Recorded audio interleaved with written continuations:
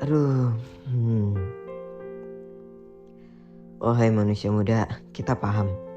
Dari kita kecil banget, kita tuh selalu diajarkan kalau manusia itu adalah makhluk sosial, makhluk yang membutuhkan satu sama lain. Jadi mau gimana pun kita gak bisa hidup sendirian. Kita harus ada simbiosis mutualismenya gitu. Jadi saling menguntungkan. Jadi kita sebagai manusia itu pasti juga punya masalah sendiri, punya cerita tersendiri.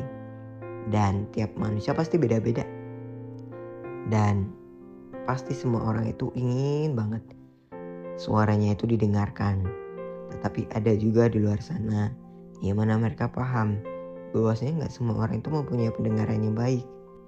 Maka dari itu mereka memilih untuk diam. Yang mana diamnya mereka itu sampai terdengar sangat keras. Mereka gak tahu mau cerita kemana. Mereka gak tahu untuk meluapkan emosinya kemana. Mereka gak tahu harus mencari validasi tentang dirinya kemana. Apakah yang dia lakukan sudah benar? Apakah masalah ini memang wajar dihadapi olehku? Atau apakah aku sendirian? Apakah ada temanku di luar sana? Mereka gak tahu. Mereka bahkan gak cerita ke siapapun. Maka dari itu, The Quiet Gets Loud adalah sebuah cakap yang akan menemani teman-teman semuanya. Kita akan sharing banyak banget di sini.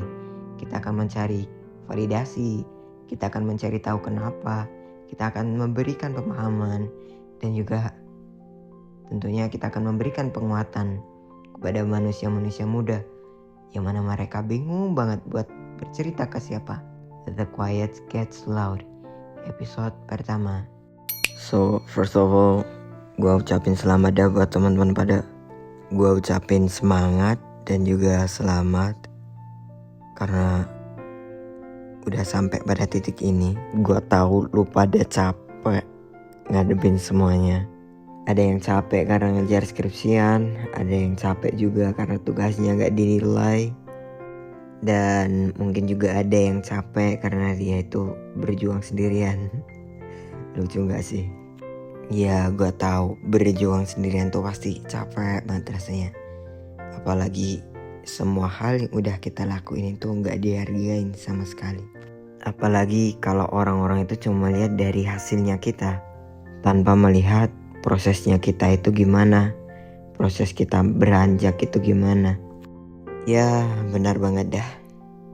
Gak semua orang itu tahu proses, gak semua orang tahu perjuangan kita.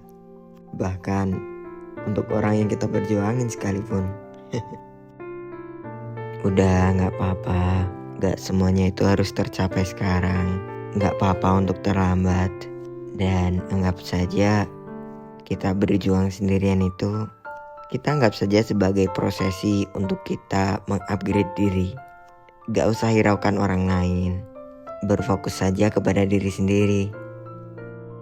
Dulu emak gua pernah bilang, kalau lu masih kerja, lu masih ngejar karir, please jangan naruh seseorang, jangan jadiin orang lain sebagai patokan lu.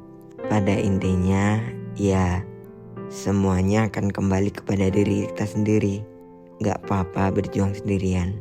Pada intinya itu akan membuat diri kita itu lebih baik dari sebelumnya. Seenggaknya kita tahu nih, kita tahu tentang rasa sakit. Kita menjadi lebih tahu bagaimana cara menyembuhkan daripada kita tidak sama sekali.